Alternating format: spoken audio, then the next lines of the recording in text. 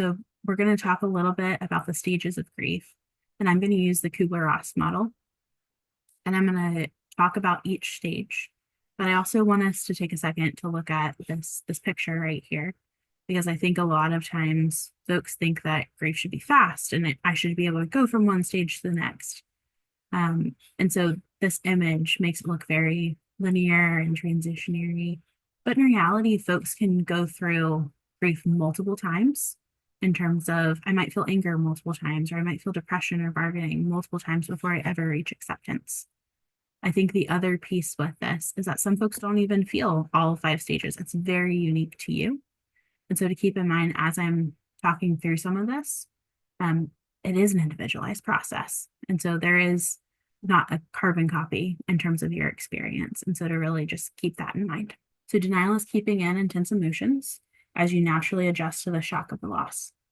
The denial can act as a coping strategy that we're not yet ready to enter into the pain of what happened or is happening. Next is anger. Anger surrounds the loss and it can be multi-directional. This could be anger at a higher power for taking the person or the relationship, anger at the person for leaving or dying, or anger at yourself or your partner for not being able to stop the outcome. Then there's bargaining, which may look like striving for more time, asking a higher power why you couldn't have been taken instead, or just overall, how could I have changed this? Those what if scenarios that tends to spiral and foster some anxiety. Depression is next. The feelings of sadness and loss surrounding the memories and thoughts of what was lost.